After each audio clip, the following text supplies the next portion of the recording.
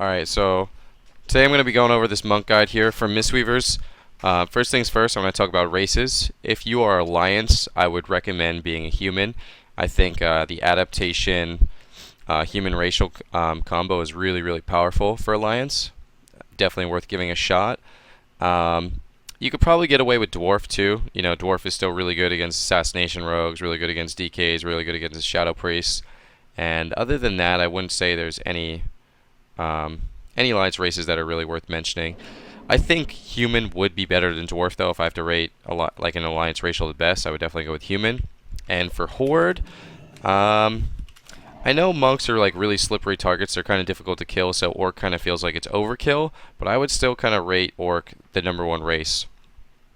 So, with that being said, I think Blood Elf could actually be good because silences are kind of hard to come by. And I wouldn't really recommend being undead. Doesn't feel like Fear is as powerful this expansion. I know Demo Warlocks are kind of, on the up and rise, so Fear is getting a little stronger, but Warriors aren't really that great. You don't really run into too many Disc Priests, so Fear is not as good as it used to be, so I don't think Will has as much potential as it used to. So Orc #1, Blood Elf #2, and let's go ahead and start off with the talents. So first things first, if you're PvPing, these two aren't even an option. Mistwalk is going to be your best one by far. It gives you a lot of mobility, even if you're not the targeted choice. Mistwalk allows you to have so much mobility. You can get in for CC, you can get out to avoid CC. Really great for avoiding things like fears, things like that. So Mistwalk's going to be your #1 option here. You're never actually going to spec out of this. The next talent tree is, kind of a difficult one. I personally like Chi Torpedo a lot. My DPS actually asked me to play Tiger's Lust quite a bit, but it feels kind of clunky, Most of the time it feels like you're kind of in the backfield just playing pretty passive, waiting to move in for CC, and if you kind of push off your pillar, you're going to get CC'd a lot, you get swapped to, and the range on Tiger's Lust just doesn't feel like it's good enough. I've experimented with it a little bit, and I haven't really enjoyed it so far, but definitely something you want to give a try versus mages, maybe anything else that has roots. If any shamans are playing Earthgrab totems, if you're playing against any druids that are rooting a lot, Tiger's Lust could be a good option for you if you want to give it a try. Celerity, I personally feel like it's just worse than Chi Torpedo, from what I understand. Chi Torpedo gives you more distance. You get more rolls with Celerity and you get it more often, but Chi Torpedo gives you more distance and it gives you the sprint.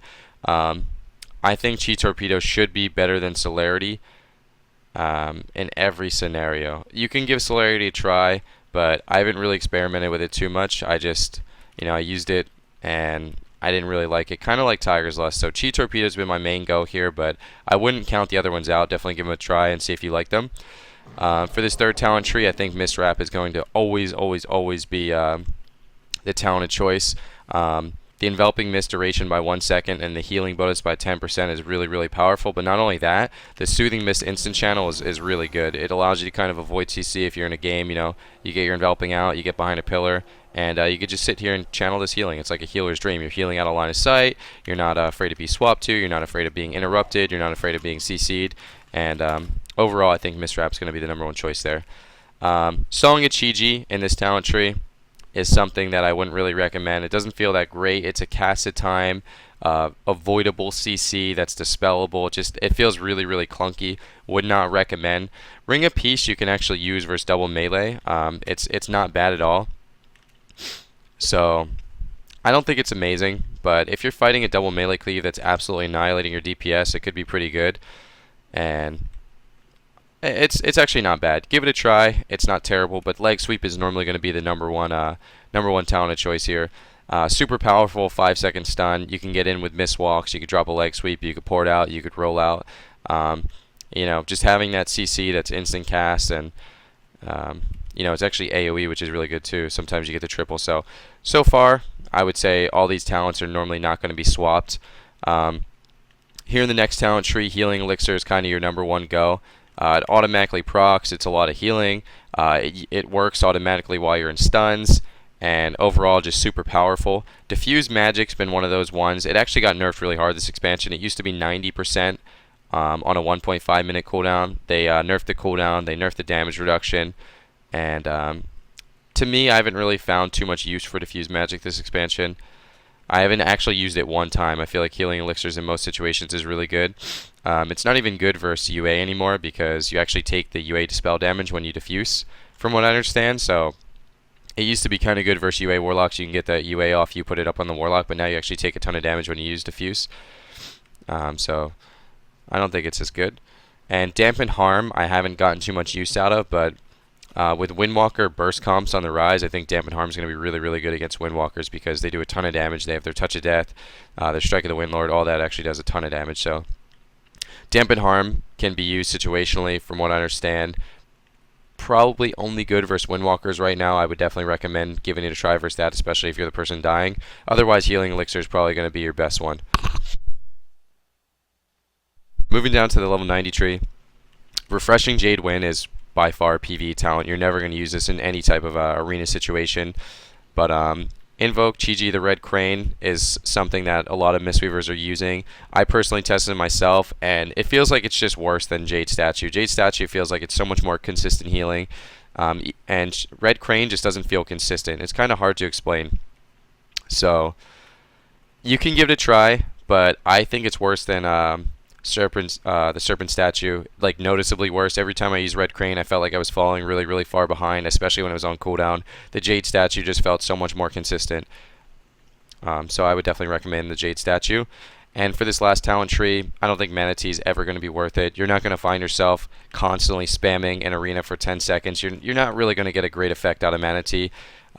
Focus Thunder is really, really powerful. It gives you the 2 charges at the start of every game. You get your Renewing Mist up on 3 people with Thunder Focus Tea.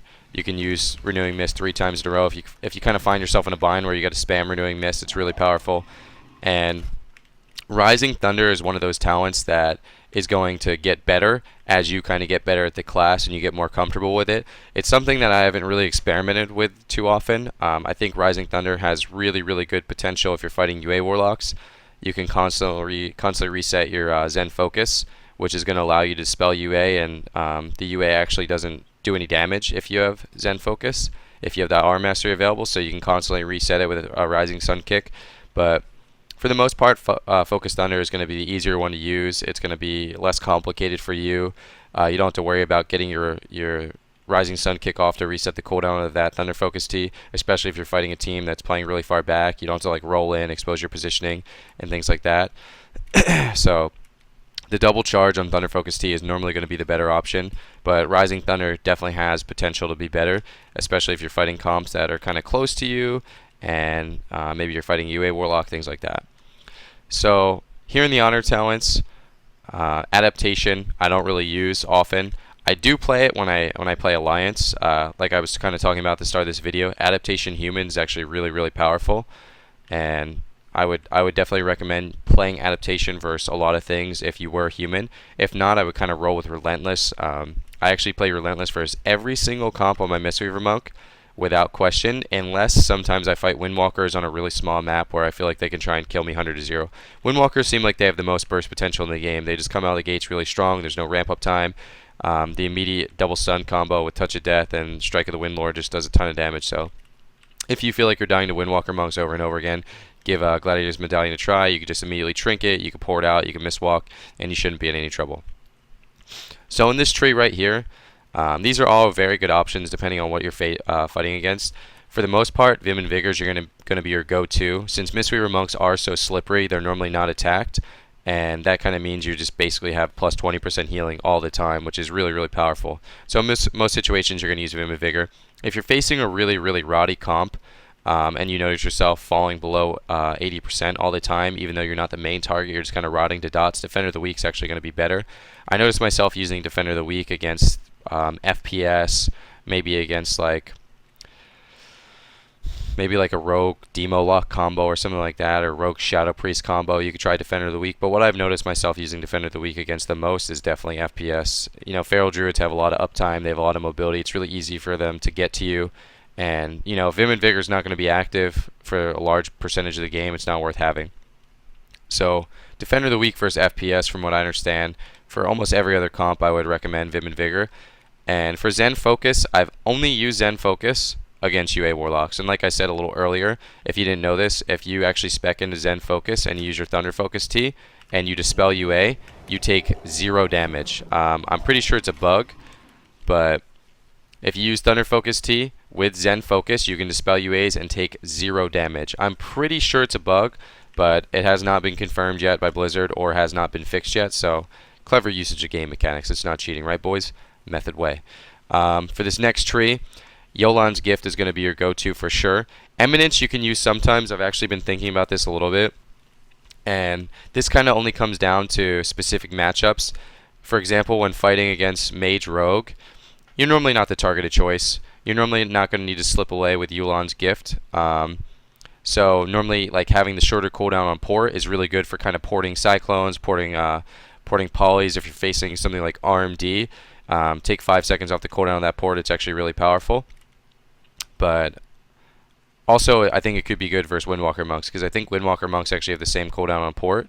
So if they're trying to be cheeky and play port on port, you actually get to port before them, which gives you a little more time to kind of get away, because it's normally really difficult to get away from a Windwalker in general, just because they can match your mobility so well. But other than that, Yulan's Gift is actually,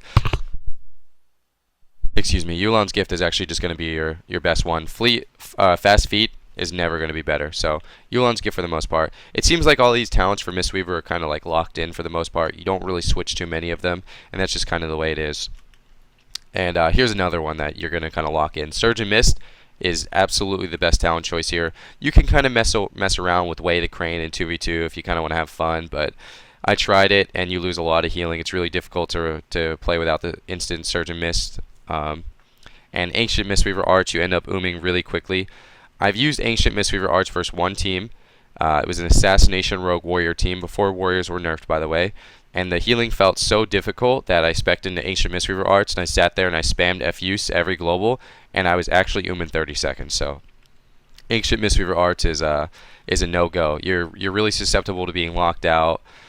You spend all your mana very, very quickly, and Surge and Mist is just a much better talent. So here we have a tree that you actually switch all the time. I really like this talent tree. Versus any team that has a magical periodic effect besides just the healer putting up dots, because you can't really rely on that. So for example, if you're fighting against a Frost Mage Rogue Disc Priest, I wouldn't play Counteract Magic hoping that the Disc Priest Shadow Word Pains. Yes, you can get some value out of the Counteract Magic if the Disc Priest does Shadow Word Pain. I wouldn't say it's worth it, because it's not going to be up all the time. Same if you're fighting like let's just say you're fighting a Feral Druid Demo Lock Resto Shaman. The only person that has a magic debuff on that team is the Resto Shaman. You're kind of counting on him to use Flame Shocks to get that Counteract Magic going, and that's something that I wouldn't recommend. Actually, the Feral Druid could play Moonfire, but you kind of see what I'm saying. I wouldn't use Counteract Magic unless you're facing a Fire Mage, a Moonkin, a Shadow Priest, a UA Lock, something that you know is always going to have that active. Otherwise, the other two are going to be great. So if you're fighting a Fire Mage, a UA Warlock, a Shadow Priest, a Moonkin, and any other class that spams magic debuffs, Counteract Magic is going to be your go-to. It increases your healing throughout by a really, really big percent. It's going to be noticeable, and definitely recommend that. Chrysalis, if I pronounce that correctly, reduces the cooldown of your life cocoon by half, makes it 1.5 instead of 3 minutes. This is super powerful against Assassination Rogues. It allows you to match that life cocoon with Vendetta every single time.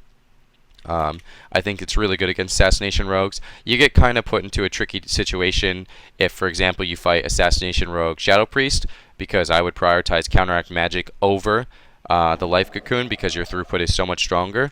Also gets tricky if you fight Assassination Rogue Fire Mage, because once again, you want to play Counteract Magic. But for the most part, when you play against Assassination Rogues, when they don't have any magic debuff DPS on their team, you want to go ahead and play Chrysalis and make sure you're able to life cocoon all those Vendettas and kind of relieve some pressure. Versus any team that I would say has two purges, like two reliable purges, Mage Disc Priest, Resto Shaman Shadow Priest, things like that, Dome of Mist is probably going to be your go-to talent here. Dome of Mist is really powerful when you're in really fast-paced games, especially fast-paced games that you don't even think you're going to get 2 life cocoons. For example, if you're playing against a Turbo Cleave, especially like a Disc Priest Turbo Cleave, Dome of Mist is going to help you stay alive a lot sooner, because once teams get momentum versus you and they start spam purging, it's really, really, really hard to recover. So I use Dome of Mist for double purge teams. I use Dome of Mist for Turbo Cleave. Beast Cleave, things like that, because for the most part, you're not going to get 2 bubbles anyway. So having the shorter cooldown on bubble, if you're only going to get 1, doesn't really do anything. So Dome of Mist is also a really, really powerful ability.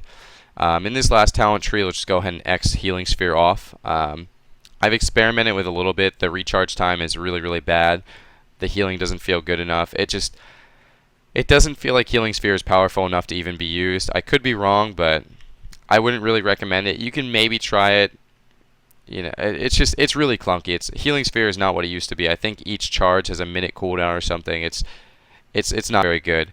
Refreshing Breeze is going to be your #1 talent here. Even when I'm fighting against single target teams, I actually play Refreshing Breeze because it makes it so you never have to reapply your Renewing Mist, which is really good. Saves you a lot of mana in the long run. If you always have that Renewing Mist up. Not only that, it allows you to keep your Renewing Mist up on your entire team. So if those heavy pressure single target teams decide to swap, you have a lot of healing rolling out on both your DPS and yourself. So it kind of makes your team less susceptible to being swapped to. But not only that, when you're fighting a really heavy single target damage team and it's a long game, you actually use Thunder Focus Tea for Vivify quite a bit because it makes it so your Vivify is free. So if you're trying to play a mana efficient game and you Thunder Focus Tea every 30 seconds and you get the double Vivify, having that extra 25% healing on that Vivify, even though you're using an AoE heal as a single target heal, is actually still pretty good just in terms of mana efficiency. Fortune Turned I do use versus what I know is just absolutely 100% crazy single target damage. For example, the other day I played Enhanced Shadow Priest Mistweaver Monk, and I was fighting against a Turbo Cleave, and I knew they were going to train my Shadow Priest. I actually went for Fortune Turned. When I fight against Beast Cleave, I play Fortune Turned. Things where I feel like I'm actually going to have to spam F-Use, because Vivify is a longer cast than F-Use, and sometimes you actually do get caught into spamming F-Use, and not only that, sometimes you're kind of locked into using your Thunder Focus Tea for F-Use, just because it increases the healing by 200%. So although the Vivify is going to give you more mana efficiency because you're not actually spending mana, the F-Use is going to give you more throughput. So Fortune Turned is one of those things that you kind of got to get a feel for. You got to make sure you understand when you're fighting teams that you're going to have to Thunder Focus Tea for F-Use, which is like the really, really high single target cleaves for the most part. But even versus some single target teams, I think Refreshing Breeze is just really powerful. And if you ever spec Counteract Magic, you always want to spec Refreshing Breeze. Like, these two are just two peas in a pod. They're always going to be locked in together. And it's what makes your healing so powerful against those spread pressure teams, the Shadow Priests, the Moonkins, the UA Warlocks, is having the Renewing Mist up on all 3 targets. So in terms of talent choices, you don't really swap them around too often. You're going to be playing a lot of the same ones quite a bit. This is probably going to be one of the ones that you swap the most. So just make sure you really pay attention to, does this team have purges? Does this team have magic debuffs? Does this team have an assassination rogue? I know those are really powerful right now. So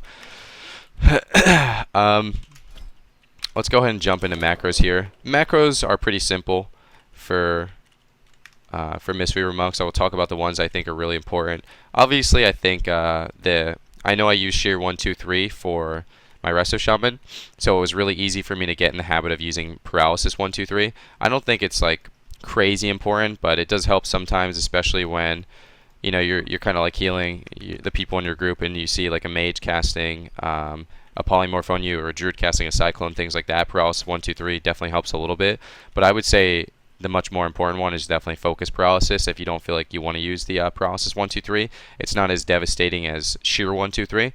For those of you who watch the rest of Shaman Guide, so Focus Paralysis is definitely necessary. And for those of you who didn't watch the rest of Shaman Guide, I'll talk about the Dispel Party 1, 2 again. One of the most important things for a healer in general, not even Mistweaver Monk, is to have Dispel Party 1, 2 and Dispel for yourself. So what that means is, if you're getting trained and you have to constantly like swap targets, dispel polymorphs, dispel fears, dispel novas, it's gonna really like hurt your uptime. It's also really difficult to do. Like if you're getting trained by Mage Rogue, then you gotta target your DPS, you gotta dispel them, you gotta retarget yourself, things like that. So you definitely want a Party 1 detox, Party 2 detox, and a self detox. Those are really, really important macros. Also, I talked about this in the rest of Shaman Guide. This isn't a macro, but it's one of the most important things as a healer is to go ahead and keybind your your target party 1, 2, 3. A lot of people ask me what macro I use to target my party 1, 2, 3. It's actually not a macro. It's bound directly through the key binding options. And the benefit of doing it through the key binding option is the fact that on the second press, you're always going to target a pet. So for example, you play with a warlock, you have a lot of trouble, targeting a pet. You use a macro to slash target warlock, but you can't target the pet. If you had that key binded through the keybind option, let's just say this was your warlock right here, F2. If you target your warlock on the first press, it'll target your warlock. And if you're already targeted on the warlock, by default, the second press is going to target the pet, which helps out a lot for a healer. Let me see what other macros I have here. The Life Cocoon and Revival are just to use Blood Fury, just to make sure I'm kind of using on cooldown, because I'm not very good at using that. And other than that, that's kind of it. Oh, actually, I do think Mistwalk Party 1, 2 is pretty powerful. I would recommend using it for sure, just so you can effectively miswalk without having to drop target. You want to be able to do things as quickly as possible, and that's kind of why macros are so important. Let's just say you're getting trained by something and it's absolutely annihilating you. You don't have to target your party member and use miswalk. It's slower. You know what I mean? Miswalk 1, 2 is definitely going to make it much quicker, for sure. And it's pretty noticeable. So I think that's it in terms of powerful macros here. We'll go ahead and talk about the rotation for Mistweaver monks, which is probably one of the easier rotations in the game. I think that's why most people get frustrated. So first thing you do at the start of every game, I guess I'm going to kind of talk about openers here as well, like the rotation with the opener. The first thing you do at the start of every game is don't watch my tournament play, drop a statue. You want to have a statue down. You should have a statue down in the starting area, actually. Just in case you forget to drop a statue, you do have one down. But statues should be dropped at the start of every single game. And the first thing I do, which I think every Mistweaver monk should do at the start of every game, so you have a statue down in the starting entrance. You could also have a port down in the starting entrance too, by the way. So you come out of the gates, the first thing you do at the start of every single game is you Thunder Focus T, and you're renewing Mist your entire team. So you're renewing Mist 1, you're renewing Mist 2, and then you're renewing Mist your third. Obviously I don't have a third in here, but after you're renewing Mist, you set up your port. You should be kind of moving towards it to set up your port. And then you refreshing Breeze, and you refresh the renewing Mist on everyone. So if a team charges in and you don't actually get to get that refreshing Breeze off, it's not that big of a deal. But you want to the biggest thing is you want to make sure you're moving the entire time. So the gate's open. You Thunder Focus T. I'll do this one more time. I'll do it like I'm actually in a game. You Thunder Focus T. You're renewing Mist 1. You're renewing Mist 2. You're renewing Mist 3. Now your entire team is renewing Mist. You drop your port, and let's just say this team's charging in. If they were charging in, they would connect right about now. You roll, you get distance from your port. If they attack you, you port to the other side. Your whole team is renewing Mist, but if they're slow to move in and they don't charge in, you get to refresh the renewing Mist on everyone. And before every single game, I make sure my entire team waits. I don't let them charge in until I refresh that renewing Mist on everyone, because it allows you to kind of get your foot in the door to kind of heal the damage that's going to come very shortly. So Thunder Focus T, renewing Mist your entire team at the start of every single game. No questions asked. Don't let your team run in before you do that. It's really, really, really important. So that's a lot of things, or that's a big mistake I see Mistweavers don't do, and it's very, very small. Thunder Focus T, renewing Mist your entire team, very, very crucial at the start of every single game. Thunder Focus T is such a short cooldown, you absolutely want to do it. So in general, for dealing with openers, port positioning is really, really big. The first thing you notice me do right here is this is where I drop my port on the Grand Arena, and there's reasons behind that. If you're fighting any team that wants to attack you, you get to get all the way on this side of the pillar, and then you have a max distance port. Not only that, if you're fighting against like a mage team, for example, you want your port on the opposite side of pillars, because if you're playing right here, and a mage is playing anywhere in this area, if he tries to sheep you, it's really easy for him to get a sheep on you. You can't port out a line of sight right here. You can't port out a line of sight right here if he blinks after you. Having your port right here is super crucial, because if you're playing this inside pillar, that's going to make it so you can actually port a polymorph. So let's just say a game is starting, mage tries to sheep you out of stealth, boom, ported. can't do anything. There's no angle where you can get a sheep on you that you can't avoid if you port. So it's really, really important to have great port positioning. This is one of the easier maps to do it, but you can use the same concept on Ashmane's Fall. For Black Rook Hold, you want to have your port behind the gate. So on Black Rook Hold, there's a big gate in the middle, then there's 2 open doors. You always want to have your port behind that gate in Black Rook Hold. It's really, really important. It makes it super good to port polys. You can port to get away. But yeah, so having your port on the opposite side, it also works for both. It works for the same concept. So let's say the team's kind of fighting on this side of the map. You want to have your port on this side, and you do want to play this side. So if the mage is playing this entire area, you can port to the other side. So you always want to play on the opposite side of your port to make sure you can actually port away from DPS, and make sure you port away from CC and things like that. What else is important here?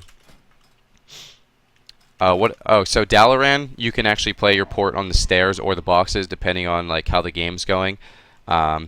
Just make sure that if you put your port on the stairs on Dalaran, you want to try and kite towards the boxes, and if you put your port on the boxes, you want to try and kite towards the stairs. Like I said, you always want to kite away. On Blade's Edge, you always want to have your port up top. It doesn't really matter where. Just have your port on top of the bridge, jump off, port up. It's really powerful. If you're trying to avoid CC on Blade's Edge, make sure it's behind that little pillar on top. What other maps do we have here so I can kind of give you guys port positioning? Ruins of Lordaeron is a tricky one.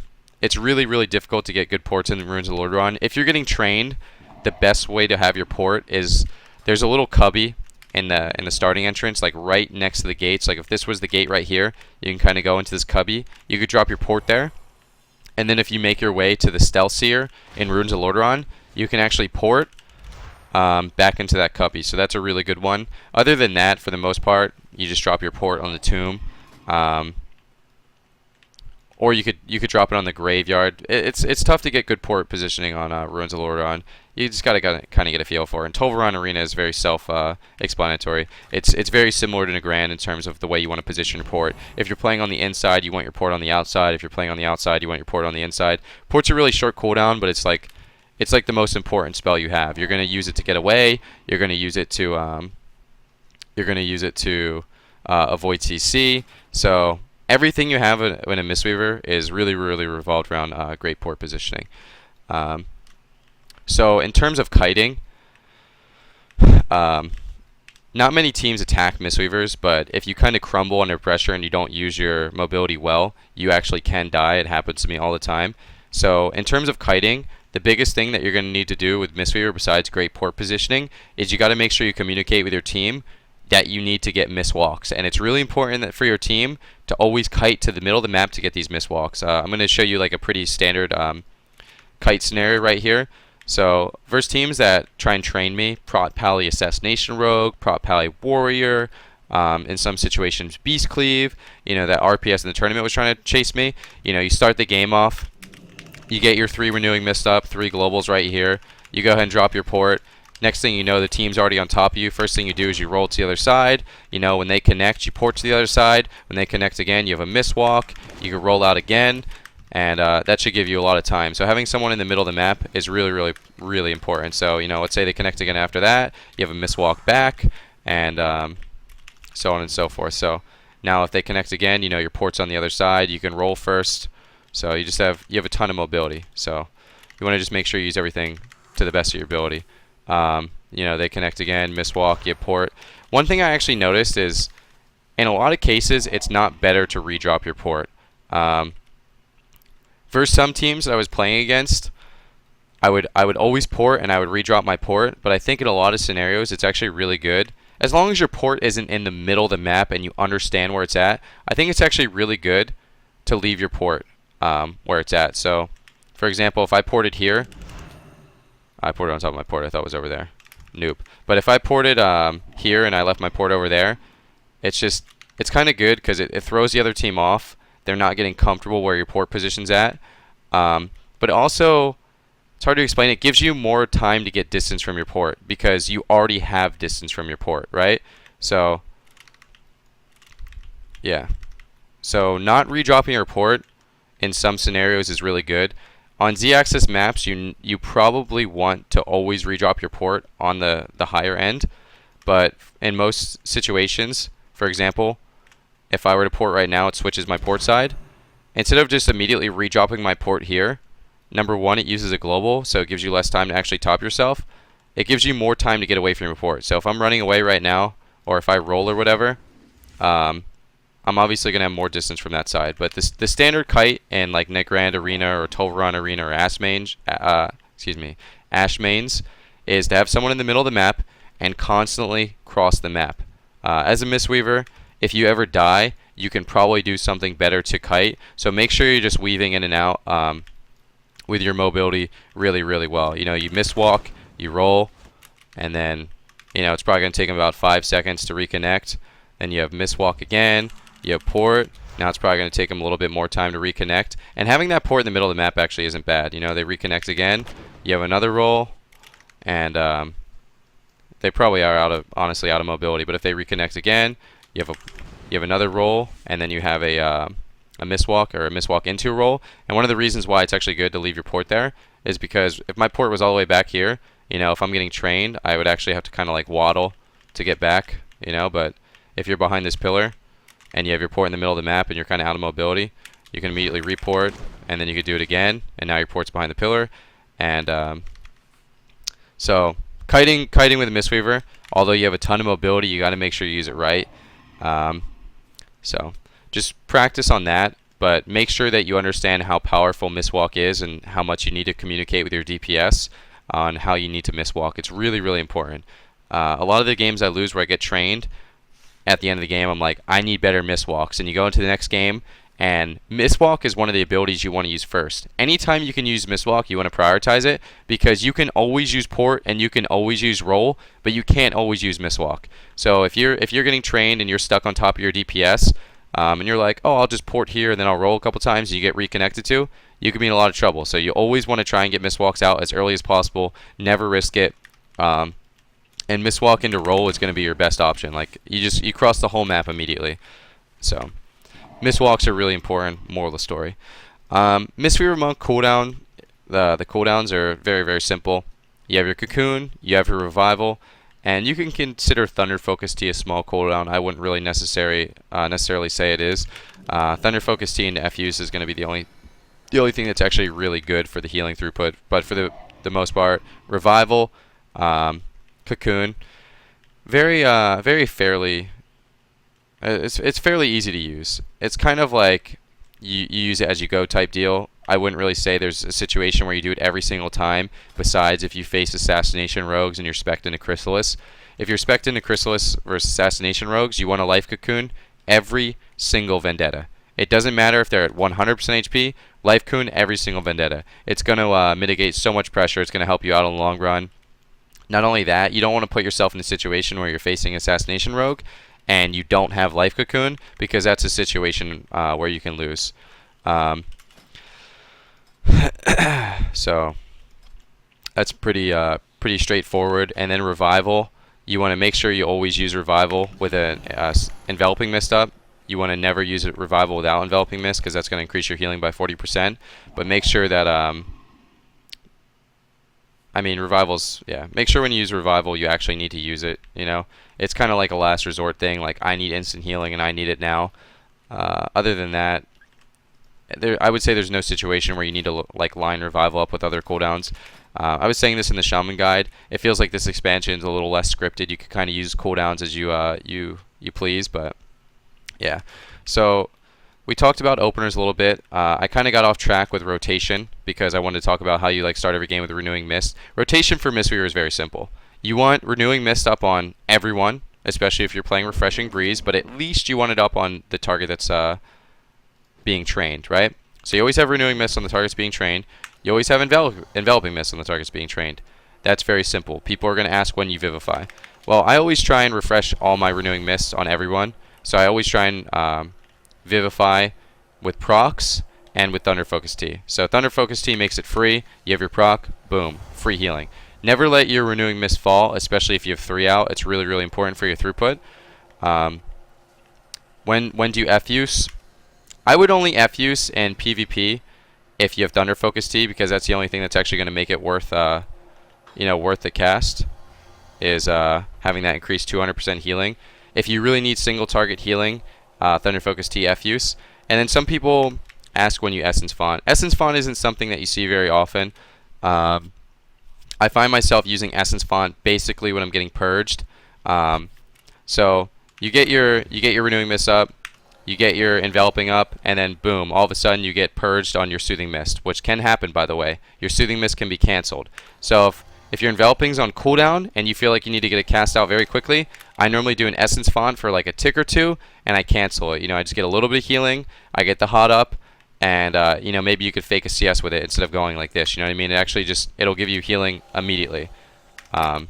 So Essence Font is something that is, I wouldn't say amazing. It's really, really mana expensive, so you got to make sure you're not trying to play an inefficient game. But if you ever get purged on your Enveloping and your Soothing, and you get stopped immediately, and you feel like you need healing that second, go ahead and try and drop a Essence Font. It'll give you the hot. It'll give you the healing immediately. You don't actually sit there and spam fake with it, and maybe you could bait and interrupt with it, because normally it's a little more difficult to stop channels. It's easier to fake with channels because you automatically get the healing. So we talked about cutting positioning. Fake casting with Mistweaver Monk is something that's really tricky. It's a lot of the times when you think you actually need to spam heals with Mistweaver Monk, it's almost better to not fake cast. The pressure has to be really, really high, because for the most part, you channeling the Soothing Mist is a lot better than you kind of going like this. You lose a lot of damage. Spam casting on Monk's really important, but it's going to be one of those things that takes a lot of time to figure out. So like versus Turbo and versus Beast Cleave and things like that, you are going to need to fake. Versus Rogue Mage in some situations, you are going to need to fake, but it's just one of those things that you have to deal with. I would recommend not trying to fake until the end of a Enveloping miscast for the most part, because then you're actually not losing out on too much. So if you fake, you can immediately follow it up with an Enveloping Mist, and you get your Soothing Mist back up immediately, if that makes sense, as opposed to enveloping and then just faking for the entire duration, because then you won't get the Soothing Mist up for a while. So if you wait until the end of the Enveloping Mist to actually get the fake off, it kind of helps a little bit. So you fake into an Enveloping Mist, maybe you do bait that interrupt, and then you can kind of go hard with some Thunder Focus Tea F uses. So standard questions for a healer is when to dispel, what do you dispel. Dispel is kind of tricky to use in the sense that you only have one of them. You got to make sure you dispel buffs that are really, really important. The buffs that you're looking to dispel here versus mages, you want to dispel Polymorph. Sometimes you do want to dispel Novas. It's hard to say. For example, I play with Smexen a lot on Enhancement Shaman, and sometimes I just see him sitting in a Nova, and I know he wants to absolutely annihilate a mage. And it's tough because it's like, if I dispel this Nova here, he's going to be put into a full Polymorph. So you got to make sure that maybe he has a Wind Shear available. Talk to your DPS, see if they have stops for Polymorph. If you can lock down Polymorphs, it is good to go ahead and dispel Novas in some situations. But for the most part, you want to save it for CC. You want to be dispelling Fear. You want to be dispelling Polymorphs. And if you're fighting like Moonkins, you can dispel Roots. So for the most part, just dispel CC, and you want to make sure it's full CC. I would say you can dispel half CC sometimes, but versus mages, you got to be really careful, because if they half CC one person and you dispel it, then you're not going to have to dispel for the full CC on the next person. So it's kind of tricky. I'm trying to think. There's something I really want to talk about, but I don't remember. For being offensive as a Mistweaver Monk, it's fairly simple. I wouldn't really recommend using like running in. Like, you don't want to just kind of go like this and just run in and start like kicking people in the face with Rising Sun Kick and things like that. Also, I don't think it's very effective to use Tiger Palm 3 times and get Blackout Kick, at least in 3s. In 2v2, you can kind of get away with it a little bit. For the most part, Crackling Jade Lightning is going to be your go-to damaging ability. Sometimes people run by me, and I will just hit them with a Rising Sun Kick just because it's off global.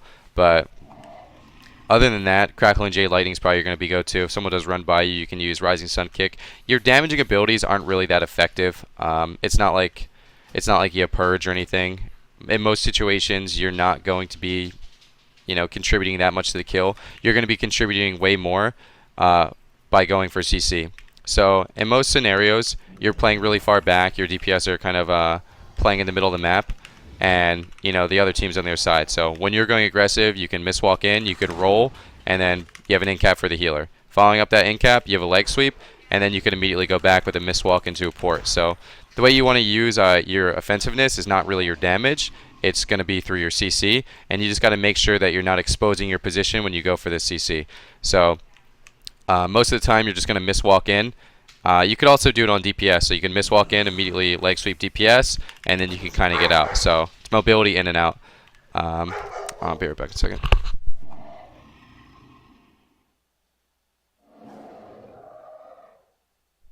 Sorry, dogs are barking. So yeah, your offensiveness is going to be through your CC, not really your damage.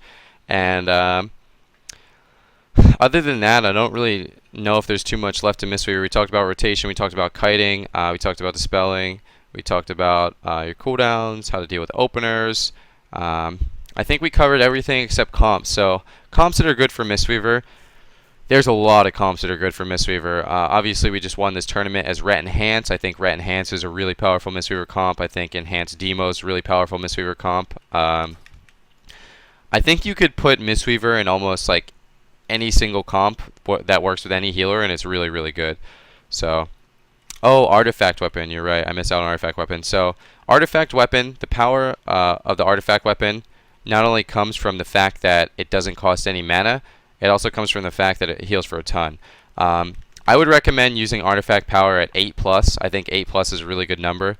It's 90,000 per. That's really good. You can actually maybe drop it at 6. I would say 6 is cutting it a little low. 8's really good. And I would say, yeah, about every minute and a half or so, you can cast one. And that should be about 8 stacks or something. It's fairly easy to use. So, oh, I missed the traits too. All right, you're right. So, let me go ahead and get rid of the cam here. The Artifact Weapon's really easy to use. It's a big heal. It's a really big heal. It's actually the biggest heal you have. You want to make sure that you put it on someone with an Enveloping Mist, because Enveloping Mist will increase the healing of your Artifact Power by 40%, which is really powerful. For the traits for Mistweaver, there's 2 different routes that you can go immediately. I chose to go for the more healing route, but you can actually just go for a double golden trait first. If you went for double golden trait first, you start here, you cut down, and you cut to the middle, because this is definitely your best gold trait, and then you immediately cut to the right. And how many points is that going to be? It's going to be 1. This is actually 3, so that's 4. This is another 3, that's 7, 10, 11, 12, 15, 16. So I could actually have 2 gold traits right now. I think it's 16 to get 2 gold traits, but I decided to go for more healing on Soothing Mist, damage reduction while Soothing Mist, and more healing on Vivify. I don't know if it's actually better, because I think that the healing on the Revival is really good, but Soothing Mist and Vivify is kind of, you know, really good throughout the entire duration of a game, and Revival is going to be good maybe a couple of times per game, maybe even once in some situations. So I kind of went with, I guess this is a, I don't know, on average this should be better.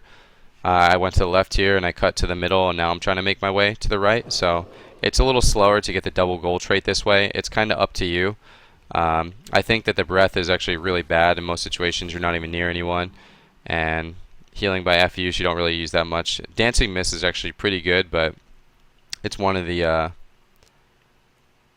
ones that doesn't matter that much. I actually would probably, I would say that going to the left right here and cutting middle is probably the best way to do it. I don't think the Revival one's that important. And then after that, I would definitely get Dancing Mist. And then, believe it or not, after Dancing Mist, I would actually get Extended Healing. I think the duration on your Renewing Mist is really good. I don't think FU's healing is that powerful, and I actually think Celestial Breath is really bad. I'm not impressed by that at all. So if you want to do it the other way, and you want to go to the right, and then you go up to the gold trait, I would say your second prioritization should be the Soothing Mist talents into Dancing Mist, and I would definitely get Celestial Breath last. So I think that just about covers everything, right? I think that's it, boys. TY for watching my sellout YouTube. That's what they call me. I promise that you never be lonely. Peter Pan, that's what they call me. I promise that you'll never be lonely.